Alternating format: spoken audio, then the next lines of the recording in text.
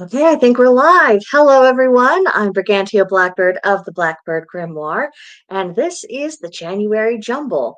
I did not want to let this month elapse without doing at least one live stream, so here we are. I'm finally caught up on my work enough to have a relaxed little chit chat with you all. And we're really ending the month on kind of this high note. I mean, for a lot of the readings and the energies we've been getting astrologically over the past few days, it's all building up to what I think will be a really nice amulk for us. And even the weather, at least where I live, it's letting up. And we've been going through this warm spell. And right now, I mean, I'm looking outside. It's the overcast sky. It's raining, but it's not freezing rain. There's not snow on the ground. Everything is starting to relent. And when I think about how shivery cold it was last week and what a contrast it is with now, just there's just no comparison. Everything just feels better. I feel more cheerful. I'm ready to go. I'm ready to turn the page on this month and dive into February headlong. Speaking of February, hopefully all of the cheat sheets for February have already posted under the community tab on my YouTube channel. And then tomorrow, also look out for a special, a few cheat sheets for an Amalk ritual, just in case you've left things to the last minute and you're just kind of fumbling around.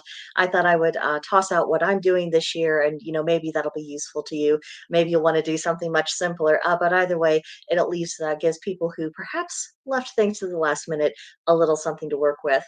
Also, starting tomorrow, I'm going to be posting days of the week cheat sheets. They're what I base a lot of, the daily practices, inspirations upon. I thought I'd share those because, what I choose to focus on, it changes a bit month to month, and that may not necessarily resonate with everyone who is a viewer. So I thought, well, I give the cheat sheets that I use over, and the people can use that as inspiration to choose what they want to focus on, something that's really relevant or personal to them, or just kind of experiment with really taking charge of that side of their spirituality. So I'm going to toss it out there for inspiration.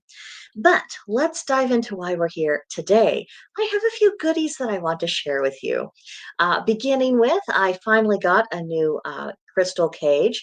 The only complaint I have with it is that the little string on it that's attached, it tends to get caught up in the rings, and so it doesn't always sit very gracefully, but it's a small price to pay to have such a convenient way to carry one's crystals. I have an amethyst in it today. It's a fresh amethyst. I was in desperate need of one, and I definitely feel better.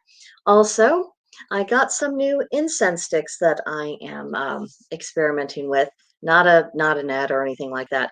I've never used this particular brand. They're called Soul Sticks. These are their crystal scents, and I got rose quartz. And not only that, I didn't just get the incense sticks, which are really nice, but they have also little tumbled boo-boo rose crystals in with them.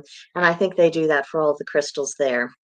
They also have jade green, amethyst, pyrite, tourmaline, agate, tiger eye, labradorite, lapis lazuli, and oh mercy, I can't quite read that one. Anyway, they have other scents to experiment with. I find it rather nice, although it is pretty strong. It is pretty strong stuff. So you'll definitely want to make sure you have plenty of ventilation, or that you're wafting it with a feather just to get it to move around your house, or that you have an open window. Of course, for most of us, way too early in the year to even of an open window. But in case you are in a more agreeable situation, that would be another way to make sure that the aroma doesn't become overpowering. So thought I'd let you know about that. And also on the same day that I got the rose quartz incense, I also got a rose quartz candle from another shop. I'm very blessed where I live that I actually have two witchy shops that are really within walking distance of me. I'm very lucky with that. But for rose quartz, the person who made it chose the scents of grapefruit, rose, and sandalwood, and they blended it together, and it is just the most amazing, wonderful aroma ever. So I felt very, very happy with that. Also, the other week, I got my first seed packets of the year. Husband and unit and I, one of our goals is to clear out uh, a particular spot on the farm in front of one of the outbuildings, and it's a galvanized building, so it's kind of that silvery, old-timey feel. And I thought, wouldn't it be wonderful if we had some kind of gothy, intense sunflowers growing against that in the summertime? So these are the colors I went with, and again, they just seemed so ferocious, I couldn't resist them. So hopefully that will go very well. if they bloom, I will definitely take pictures and share them with you, but that'll be months and months away. And the last fun thing I want to share with you today is that I renewed my acquaintance with my local library and I checked out a few books, as you can see, and they are called Fairy Tale Fatal Mysteries. They take all old European fairy tales, they mix them in with kind of these murder mysteries, and you have these interesting characters. It's all set during the Victorian era, and it is such a hoot. It's very light reading, but it's fun. But I've got Snow White Red Handed, Cinderella 6 Feet Under, Beauty, Beast, and Belladonna. I'm I've just I'm not quite halfway through with Snow White Red-Handed, but it's funny. The characters are just delightful, and the way the mystery is unfolding is actually pretty fun. So if you're looking for some light reading, that might be something for you to look into. So, now that all the light stuff is out of the way, let me get into something that's a little bit more substantive. And it's about how motivations behind our actions really do matter, and they really do reveal that they're the manifestation of what we actually have inside of ourselves. And, we all have had times in our lives where we would say one thing, do one another, and then we would, eventually have this realization that what we actually believed was what we were doing, not what we were saying. And, and then we have to reconcile that. And I wanted to bring up this whole controversy between Jeremy Boring of the Daily Wire versus Brett Cooper, who used to work there. That whole controversy for the four, because I think there's something that we can actually usefully learn from that whole situation and how it relates to motivations and why people do what they do. So Daily Wire was really created because people of a particular segment of the right wing really felt like their views weren't being represented in mainstream media accurately. They felt like they couldn't communicate. They felt like they just were all alone. And so they built up this media company where people could express their views and, and contest what others said about them and have more of an open dialogue, which is all very fine and good. I mean, this is America. If we cannot discuss what we think in this country, then we definitely can't manage it anywhere else in the world. And so it always had this kind of reactionary quality to it. And all of their hosts really emphasized reason and logic and facts. And along the way, they also promoted what I would call more traditional ideas as far as cultural organization and this idea of men reclaiming their masculinity and seeing as not something that's bad or domineering or anything like that, but looking at it in a more healthy, balanced way. None of which I actually have a problem with at all. The trouble has been is that over the years, I have sensed that the Daily Wire is becoming less and less relevant, not only to the broader culture with of people of all viewpoints, but I have felt them becoming less and less influential with even the right wing circles. And I think the reason for that has a lot to do with their trying to build up an institution in a time when everything is moving to a much more individualized and looser community kind of structure. And I really feel like this comes to the fore when it comes to their staffing issues. But before I get into that, I want to say hello to Judy, who's with us today. She says, "Sounds perfect. Welcome, sunshine. I love your rose quartz. Love the baby quartz. Isn't that baby rose quartz just the best thing ever?" She says, "I use spray white spray sage. I've used some spray sage before too. I mean, and I love it. And it's really nice if someone has sensitivities towards smoke. My grandfather, he could not stand smoke, and it wasn't so much the smell as he felt like it was getting into his eyes, and he was always very protective of his eyes. So this is a nice alternative for someone who has those kinds of issues. See, Burpee and your Goth sunflowers love your goodies. Happy, happy day. Thank you, Judy. Thank you ever so much. So let's get into the gossipy bit because I've been watching this train wreck and I could not for the life of me figure out why it was fascinating me so much until I realized that I think this is representing part of that shifting we're seeing out of the age of Pisces and into the age of Aquarius, where things are a little bit more. With Pisces, the water, it covers over everything, it encompasses everything. Anything outside of it is just not going to thrive. But in Aquarius, as we're moving into that age, things are much more individual. It's much more of a question of, is this the right way to go about things? Because Aquarius is, of course, at its heart, a humanitarian. So being a little bit more concerned with someone's holistic well-being is a earmark of that age. And Daily Wire is a company that has, over the past couple of years, gotten itself into some public controversies and a little bit of trouble. The first big instance that I remember is when they got into that dispute with Steven Crowder. He was thinking of signing on with them. They provided him with uh, um, a deal that would be essentially they would own him, his life, everything about it, all of his content going forward into the future, and that if he ever left, he would essentially have to start over from scratch. Now, you have to keep in mind, love him or hate him, he was an established media personality, and it was a pretty insulting deal. Even, tiny channel that I am, I would not choose to take a deal like that because, you would never have any options after that. It would be very, very difficult. It's meant to hamstring someone and keep them, essentially a company man. So he recorded a private conversation he had with Jeremy Boring, who's the CEO of that company. And of course, recording a conversation without someone's knowledge, that is not a gentlemanly thing to do, but it was the only means he had to make his broader community aware that there are problems with this company. This company is not really reflecting the ideals of that section of the movement, because that section of people, they are concerned with family, they are concerned with cultural cohesion. They're wanting people to come together. They're a lot more focused upon relationships, not just getting out a political message, and essentially going into a situation where you would be living and breathing for the company, and the company would be owning more and more of your time and all of your content.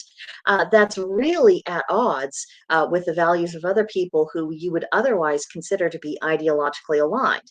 So that was, kind of the first big torpedo into the hull of Daily Wire.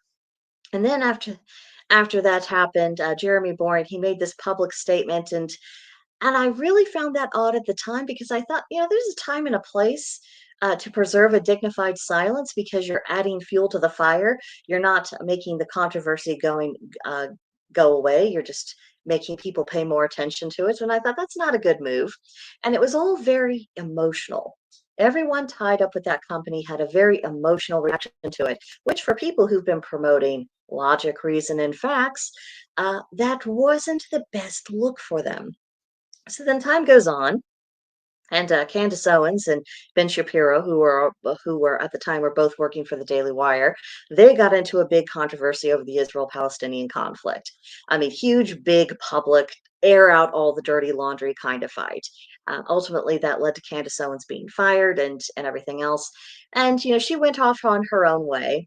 But it was, again, she gave as good as she got in that situation. But it added to this sense that something is wrong within the Daily Wire. That if people are having arguments, that they're not handling things in a manner that you would expect. Then you fast forward to the whole Brett Cooper situation. Now, she was this rising star, built up her channel called The Comment Section from literally nothing. It had 4.45, or, creeping up on 5 million subscribers when she left. And when she announced her departure, it was a shock to people. And it was just kind of, okay, I'm leaving, bye. And here's my producer who is taking over. And it was all very, very rushed, and people found it a little weird. There were rumors going around, maybe she was fired, maybe she was forced out, all this and that. And of course, she's under an NDA, as you always are with these companies. And so she can't tell her story, but the company, of course, can spin any yarn they want to. And it added more fuel to the fire that something was really, really wrong. And then, come to find out that the person who replaced her, they had once been close friends. She had been the maid of honor at her wedding. They had worked together for a very long time. And suddenly, Brett Cooper unfollowed her from her social media and had taken down wedding pictures that they were in, that her replacement was in as well. Now, a lot of my audience were girls. We know that if we're unfollowing one of our girlfriends, and if they had a wedding picture taken with us, that we took that off of social media, we understand what that means. Something has happened. We're not friends anymore, and it's not just a declaration of female war. It's I am so done with you. I am walking away. And so that's where things were. So it gave Brett Cooper's audience the impression that nothing was right, that there had been some kind of falling out, and things just weren't okay at all. And then on top of that, her replacement started mimicking her mannerisms. And so it looked like the Daily Wire was trying to essentially replace her with a different version of her. And that really didn't go over well. And then you add on to the fact that this new person was still using the same set. And whereas Brett had it very colorful and lively, she's 23. So, it really represented her kind of bubbliness.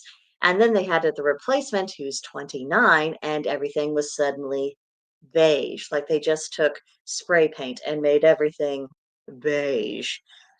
and and it doesn't help that this person, her features also kind of blend in with that whole beige thing. And so people were off-putting, and so massive unsubscriptions. The channel that, again, was creeping up on 5 million now only has 3.9 as of yesterday. And people have been leaving some pretty nasty comments, pretty nasty comments on her about how they don't like her, about how they don't think any of this was kosher, and just absolute rejection. And I don't think that it's just about this one situation. I think this is a larger issue of telling the Daily Wire of, it's not only that we're getting further and further out of alignment with the worldview that you're trying to impose, that people have decided they don't want to quite go that way. It's the manner in which you do business. And I did an old network television, and it's, you can replace news anchors and hosts of shows, one after the other. It's not that big of a deal. That's the old-fashioned way of doing business. But in the age of the internet, the person is the show. And when you take that, I mean, it would have been so much better for the Daily Wire if they had just let the channel go with her, and if they had released control of her social media, because the day before Brett aired her first full episode on her new channel, suddenly she didn't have access to her old social media. And, of course, the Daily Wire is the only ones who could have gotten rid of that, unless there's something hinky going on with social media companies. But on the whole, because of Daily Wire contracts, the common opinion is that it was actually Daily Wire who took it away. If they didn't, let them defend themselves. But again, it's just one of those things that it just added to this layer of just disrespect and wanting to control, and what you cannot control, seeking to destroy it. So what this speaks to is that the motivation of Daily Wire, in addition to being very reactionary to, oh, we're being picked on by people who don't share our worldview, they, even though they've been getting a lot of wins for their worldview lately, they can't take the win, and they also can't allow themselves to separate from someone gracefully because they want to go off and do their own projects, or they're just saying, I don't think this business relationship is working out anymore. They can't accept that. They don't know how to break up with people in a civilized fashion, and they definitely don't know, as a company, and the CEO in particular does not know when to keep his mouth shut. Yeah, a few days ago, he actually had this video. It was meant to be kept on the Daily Wire Plus, members only thing, but it got leaked out, as these things always do. And he was talking about, he was defending Reagan, who's Brett Cooper's replacement, and how it hurt his feelings that Brett wasn't defending her friend. Well, after the unfollows and taking away the wedding pictures on social media, we know they're not friends. Oh, and in addition to that, Brett Cooper, of course, like any other former member of the Daily Wire, is under an NDA. If she spoke out for or against or anything about, I mean, she could be found in violation, and Daily Wire would be just petty enough to take her to court. So she's doing the smart thing and keeping her mouth shut. And so, and then I think it was day before yesterday, there was this whole huge town hall meeting that was streamed on all of the Daily Wire channels on YouTube, and it was Jeremy Boring, and it was supposed to ostensibly be celebrating the 10-year anniversary of the company. But what it read as is like, oh, we were been so victimized, and we've had to overcome so much, and everyone wants us to fail. And I'm thinking, my dude, the people who agree with you don't want you to fail. They would just like you to stop doing business in a way that really belongs in previous era, a style of doing business that is really rubbing people the wrong way. They're just wanting a little bit more humanity, a little bit more fairness, and a little bit more recognition that the internet and content distribution, all of that, it has completely changed the equation. That's all people wanted. But he went on and on. It was all very victimizing. It was all very passive aggressive. And honestly, the way he's been fighting back at this, when I was listening to him, it was the kind of commentary, and it was the kind of passive aggressive back sniping that I would expect to hear from another woman. It didn't come across as a very masculine way to fight because of course if he was behaving the way a grown man who's in his 40s should be, he wouldn't be commenting on this whole situation at all. He would simply be moving forward with what's going next with the company. So the whole thing is just a mess. So that's where he's at. He's in this very dark, dire, everything's just constrictive. Nothing is really growing. That's kind of the zone he's at. That's what he's projecting publicly, and it's just not a good look at all. Contrast that with Brett, who yesterday she posted her first video. The topic she chose to speak about was how the right wing council culture and how it was wrong when the left was doing it. It's wrong when the right is doing it. We need if we're going to have a different future, we're going to have to be using different ingredients to create that future. And she ended with a very uplifting, very positive note. Very, you know, the world can be more than what it is we see right now. And she really came across very personal and very well, which is why people react well to her, whether they agree with her political ideology or not. And so she's going to be very successful. I think it's also going to help that she said that she's not going to be as focused on, the news cycle or just strictly political matters. She wants to talk about, life in more generally. And I think that's a really smart move because we just had a election. I think people are politicked out. I know I am. I listen to enough to keep track of what's going on and why it's happening. But beyond what I absolutely need to know, I'm tired. It's been a long 10 years, century, 1,000 years. That's what it feels like sometimes. All of the political focus has really worn down people's spirits. And that's what I see, not just in myself, but I see other people commenting about that as well. Just everyone's done. Everyone just wants, can we do something a bit more wholesome? Can we do something that isn't about that? And besides that, that doesn't mean that we'd stop addressing issues in our society. I think what we're also seeing is a recognition that politics isn't, the one size fit tools all. I mean, it isn't, it can only do so much. It can deal with things to do with law and, judicial procedure and things like that. But the problems that we're facing, they're really cultural problems, and not just as a group, they're problems within our own individual hearts. And so to address things and to get things off on a better footing, we have to focus on the culture. We have to focus on our, each of us individually, resolving to become and behave like better people. That's how everything is going to get on a much higher note. That's how everything's going to get out of a destructive mode and into a constructive mode. And that's where people are at. And of course, Daily Wire, it was always based in politics. So they're losing people for that. They're losing for the way they're doing business. They're losing for the way they behave. And then everyone else who has left them, they're starting to thrive. They're thriving because they're approaching everything from a much different level. And they're also focused upon how can we make this better. Because I don't know about anyone else, but I am so done with people who can analyze everything to death, tell you how we're all doomed, and don't come up with one single productive suggestion about what could improve the situation. I'm not interested in that. I can do depressing all by myself. When it comes to commentary, I think it goes with the job that you're also pointing to how things could get better, what might help, or at least something that can make the day a little bit better. I think that's all part of the protocol. I think Brett gets it and Daily Wire does it. And I think going forward, it's not just the people who work independently, who do independent commentary and independent cultural content creation. It's not just that, but it's also people who are wanting to build everyone up and wanting to build themselves up and wanting to restore health. All of the rest, I think we're going to continue to see disintegration. I don't think that's where anyone is at anymore.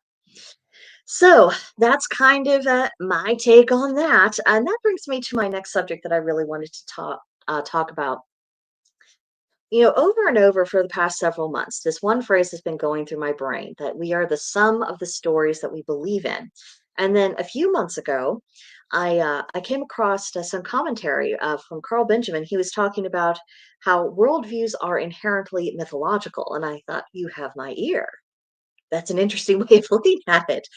Because before it's always been presented that someone's worldview, was rational or it was, emotional, and it was just kind of this weird dichotomy. And it just that didn't really explain everything sufficiently. But when he starts saying that worldviews are mythological and that it's based upon the stories people are telling themselves about how the world works, that made sense to me because that explained how it motivates people's actions and how people when their stories come into conflict, how it's very difficult to reconcile things because they fundamentally believe different things about how the world works. And that also got me to thinking about when people have a real spiritual crisis and the old stories they used to believe just don't add up anymore, about how not only that can be cause extreme upheaval, but when you have a large segment of the population going through that all at once, that lays the groundwork for profound societal change. And I see a lot of that going on right now.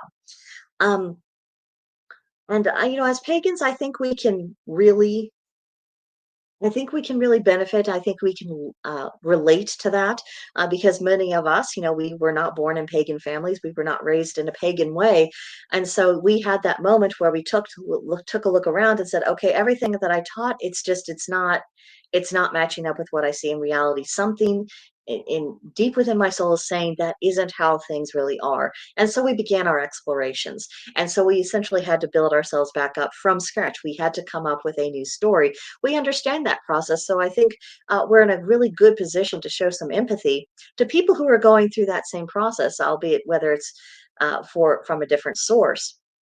And I got to thinking about, what are some good examples of this? And I came up with two things. The first was on a storytelling level, because people take their storytelling, with their TV series and movies and books and everything, very seriously these days. And I think it's not coincidental that this has also coincided with kind of a downward slope of conventional religions, because people are looking for a new story. And while they may not be wanting to address their spiritual and theological issues, they can find things in the storytelling realm that really resonate with them. So, one story that really resonated with people in the early 2000s was actually a children's animated series. It's called Avatar: The Last Airbender. The premise of this show, for those of you who do not know, is that there were four nations in this world, and some members within those nations they had the capabilities to wield the elements that was associated with their particular people, and it formed the foundation of their cultures to an extent, their form of governance. It became a whole martial art. People who were able to bend the elements, that's how they referred to it as. There were also healing modalities for it. It became kind of like the national character. And then there would always be one person in the world called the Avatar who had the ability to wield all of the elements. And it essentially made the Avatar a mediator between disputing parties because the duty was to maintain balance. Well, long story short, the current avatar that we found, he got stuck in an iceberg for 100 years. Again, long story, don't need to go into all that. But when he comes out of it, the world has changed. The Fire Nation has been taking over, been waging this really aggressive war. And, he needs to learn the elements and he needs to get things back on track. And he's given a little extra motivation when he gets information that there's this huge comet coming by. It's going to amplify the firebenders' capabilities. That's going to enable them eventually to just take over and destroy the rest of the nations, and then the world would be thrown into permanent imbalance and permanent chaos. And of course, the kids got to save the world because what's a good children's story if we're not trying to save the world? That's what the Avatar is supposed to do.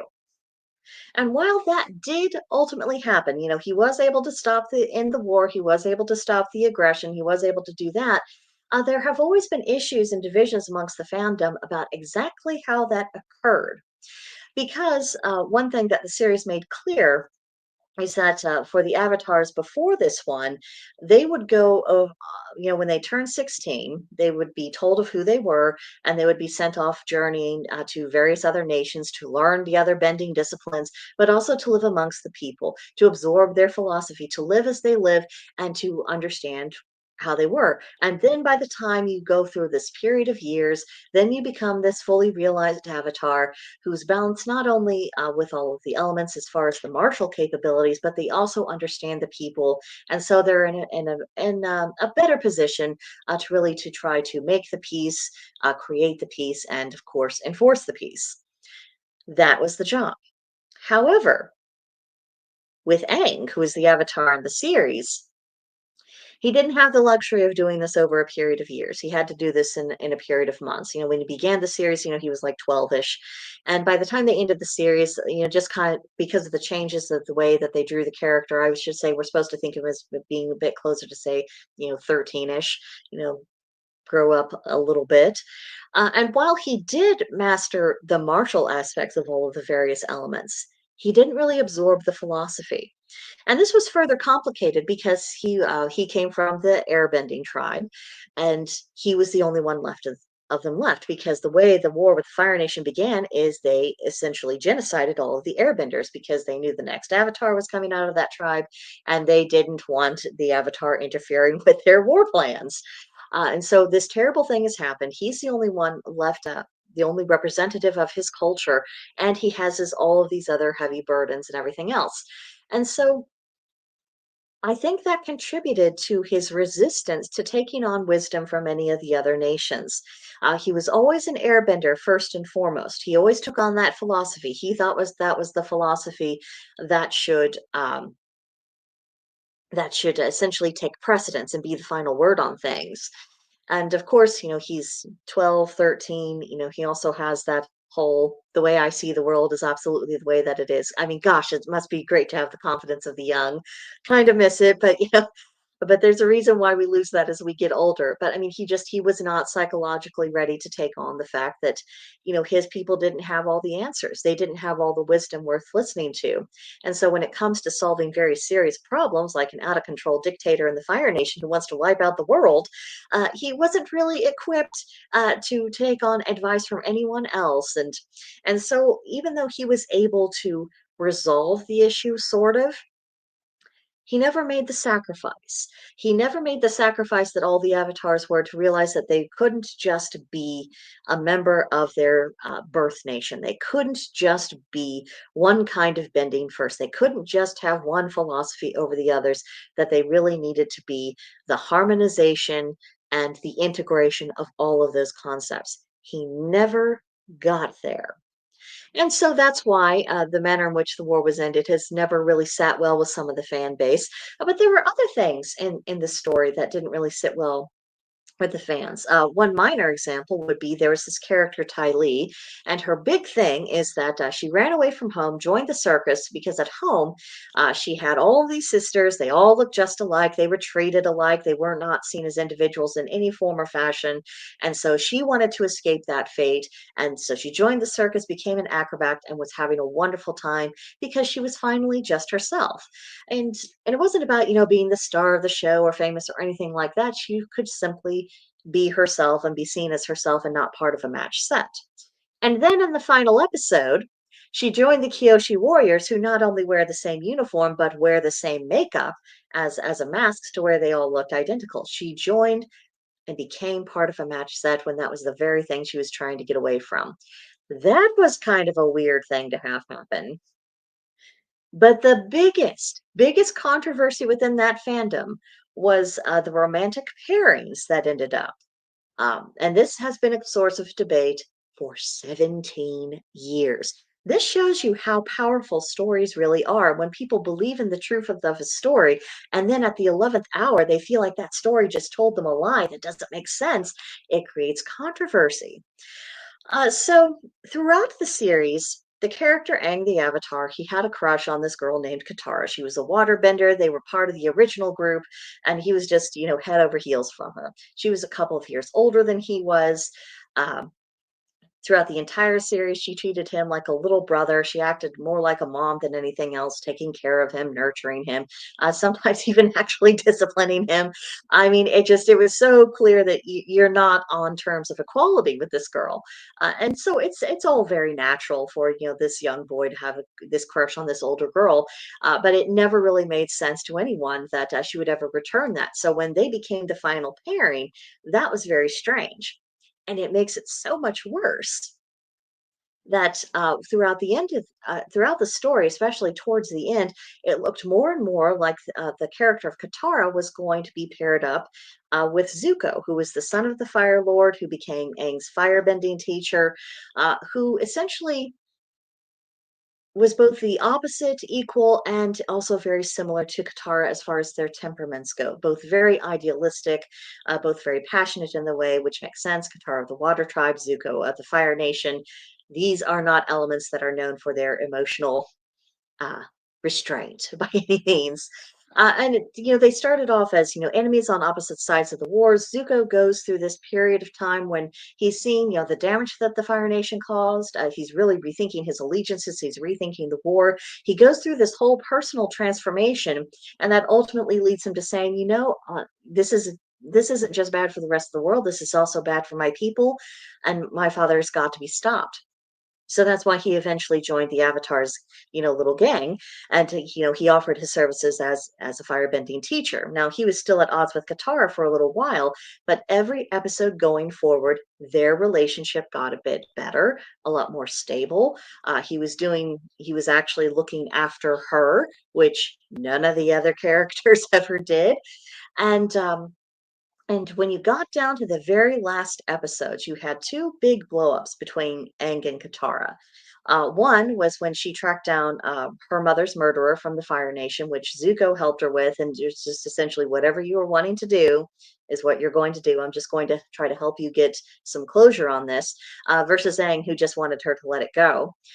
When she did ultimately decide not to take the full revenge by killing her mother's murderer, because essentially he was already dead in spirit, so what would be the point?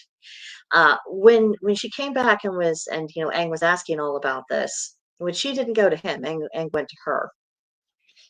His whole takeaway was like, "Oh, you chose forgiveness, you chose this, you chose that." And she gave him a really mean look and said, "I didn't forgive him." And keep in mind, this is an animated series, so every look, every vocal expression, everything that happens has to be deliberate and intentional and an actual choice. It's not just kind of happenstance, as sometimes occurs with live action series. And then immediately after saying, no, I did not actually adopt your way of looking at the world. I am not enacting your morality. I didn't forgive him, and I'm not letting go of that. I'm finding a way to live with it, but that's it. She walks away from Aang, and then she goes up to Zico and she says, I am ready to forgive you. She throws herself into his arms, which is the only way you can describe it, gave him a big hug, and then they pulled away for a moment, looked into each other's eyes for a minute, and then, she kind of walks off, and it's in the sunset and all these other things. Her conflict with Aang was not resolved at all, but she had just become closer to Zuko. So, discerning fans are like, okay, so things are going that direction. I got it.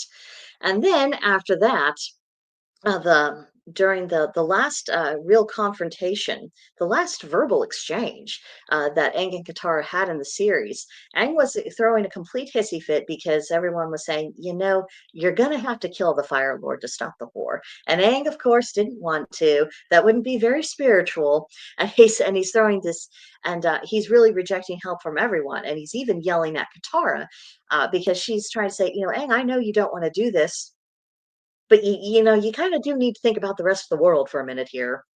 So they had this big conflict. He storms off, and Katara was, and Aang storming off and, running away from conflicts, especially when everything gets too intense. That's very typical of his character. Whereas Katara is more so, if there's conflict, let's just deal with it head on. She's like the tidal wave. Aang is the wind that blows away. But as she was going after Aang to say, basically to finish the argument, Zuko stops her and say, just let him go and let him deal with this. Well, Aang eventually gets, he gets kind of caught up, on this essentially this little vision quest where he's talking with versions of his past selves to try to figure out what to do. The gang doesn't know where he is, and so they're simply having to carry forward with battle plans as planned. It's like, okay, that's just going to be how it is. And and then the final scenes, it's Katara and Zuko fighting side by side, protecting each other. They were able to take down his sister, who was in a complete state of instability, who would have been even worse of a dictator than her father if her father had not been dealt with and she was still free. And so, they were essentially working together as a team. And then, after the celebrations and oh yay, the war is over and isn't that good? Suddenly Zuko's ex-girlfriend comes up who had been left in jail and who he had not checked on or even mentioned, suddenly came up to him and was acting like everything was just going to pick up where they left off. And then the scene after that, we see Aang and Katara having a little kissy, and that ends the series on this balcony. And everyone's going, but the last two times Aang and Katara talked, they were having arguments, unresolved arguments. There was no connective tissue to explain how any of that got resolved or why they're kissing now. And there definitely wasn't any kind of explanation for why suddenly Zuko's ex-girlfriend was back in the picture and they were back together and lovey-dovey. So fans pointed this out, and the more they kind of picked into it and looked into it, the less believable it was. And they're like, I don't know what all went on behind the scenes. I don't know how much to believe of what the show creators have to say, but it just doesn't feel right. It doesn't feel natural to the characters. It doesn't seem like it was the way that the story was evolving, where the characters were going. It was inconsistent with the themes of the overall show. Nothing made sense. And so, you have had 17 years of people having really intense arguments about this because the story didn't make sense, because the story started to fall apart, because, there were inconsistencies. Something didn't add up. And that happens not just in storytelling, it happens in religion, it happens in our worldviews. Now, the example that I have, the real world example of this that I have, really takes us to how we've been noticing that over the past few years. I mean, Abrahamic religions, Christianity in particular, is really going through a tough time. They don't have the influence that they once did. They just don't have that sense of tribal solidarity. They're just things are not adding up. And even after COVID, when people have been rediscovering religion, which you had to know was going to happen. And of course, whenever people go on a spiritual journey, they tend to start going with what's close at hand and what's familiar to them. And so, for a period of time, we're probably still going to see this. However, what's different from the people who are either reigniting their Christianity or people who are coming to Christianity for the first time, what makes them so different than other people who've gone through mass conversions in the past is that not only do we live in the age of the internet, we live in an age in which people are very likely to be doing a lot of heavy research. I think that's does kind of explain why we've also seen a huge shift from people going to Protestant Christianity to more Catholicism or even Orthodox Christianity. Now, I'm not terribly worried about those who are converting to Catholicism because the Catholic Church is essentially the illegitimate child between European paganism and the early Christian Church. And of course, and again, once these good researchers start going more and further into their new faith, they're going to say, "Oh, there is something older than this. All those pagans who I made fun of and I found really annoying on the internet, they kind of had a point, huh?" So, where do people go from there? Well, some people will try to get back to purer and purer, purer Christianity, and then they'll be going further into the origins of how all of this came about, and that'll take them to the same research that many of us found about, oh, this deity was one of the 70 sons of El and Asherah. They, he was not the head honcho, let alone the only God in the universe. They'll find that. They'll be looking at the Greek and Hebrew translations of the Old Testament with the creation account, and of course they'll find that that the word God was not in its singular; it was in its plural. So rather, in the beginning, God created the heavens and the earth. It should more properly read, in the beginning, the gods created heaven and earth. And there'll be some people who are able to accept that. There'll be other people who will try to reinforce their own cognitive dissonance just because it's just too scary to start rebuilding that world from scratch. But those who actually face the music, they're going to need to find some place to go. And more likely than not, they're going to be coming right home to the same gods and the same beliefs that those of us here have. And when that occurs, I think it's worth us asking ourselves, what are they going to find? What do we hope for them to find? I think that's what makes it so important for us to examine honestly what's going on within the pagan community, both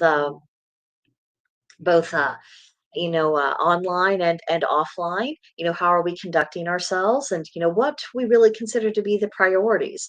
What are some controversies that maybe we can say, there's a reason why people view these things in different ways, and maybe we need to focus on something else. What are they going to find? I think it's a good time for us to ask ourselves that now, because 10 to 20 years down the line, they're probably going to be needing us. I mean, not all of them, but in all probability, a lot of them will actually be needing us. And I think we should be prepared to be a helping hand, to be a support system, and to tell them that we can share with them things that we've read, things that we've learned, and essentially let them know that when people become pagan, what's really going on is they're kind of reviving ancient principles, ancient ideas and concepts. It's not about here are all of your prepackaged answers and here's all the things that you simply must do and things you must not do. It's more so here are some tools, and you will have lots of questions, and these are the tools you have available to you to explore those questions. And whether you find answers or you just find more questions, it doesn't matter. These are things we discuss, these are things we examine, these are things that ultimately will start shaping a different society, a society that isn't really based upon monotheistic theological adherence, to where it's a bit more organic, a bit more natural, and to where we're able to compartmentalize different areas in life instead of having everything blended together. Of here's your worldview, and because this is your worldview, these must be your prepackaged politics.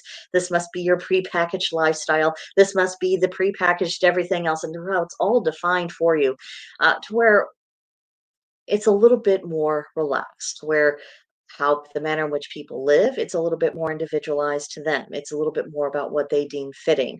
People's politics, it's more about the issues. It's less about here's my team jersey and there's your team jersey, and now we're just going to duke it out. You know, I think a lot of people are really ready to move away from that. And it's not going to be about these big overarching institutions. This goes back to what I was talking about in Motivation Matters, that one of the weaknesses of Daily Wire, which was part of our case study, is because it's wanting to become an institution. And that's not what people are wanting. Not in this phase, and probably not for the duration of the age of Aquarius, which we are transitioning to.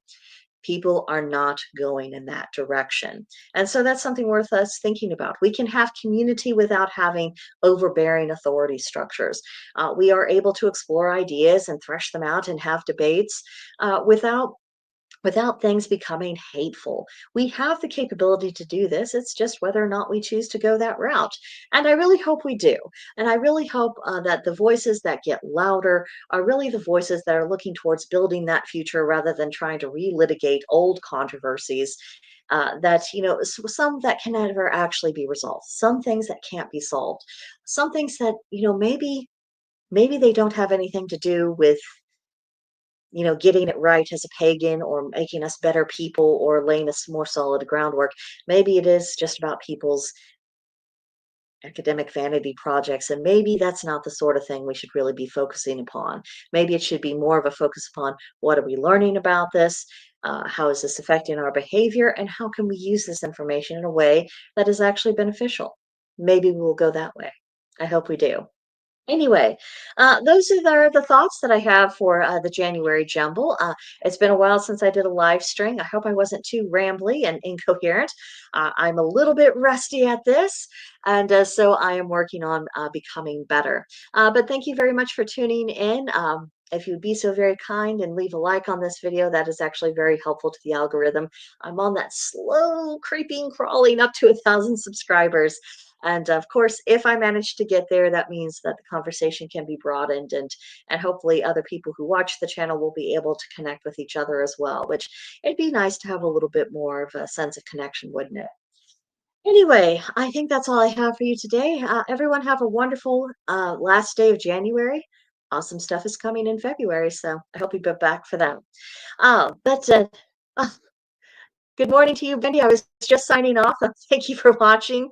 If you're interested, you can always go back to the beginning after I sign off here. But again, I've got a few chores I need to do, little bit of last minute cleaning. That way everything's super fresh for a month that I don't want to get done today. So I better go do that. I better let you guys do what you need to do. And I will, of course, see you guys next time.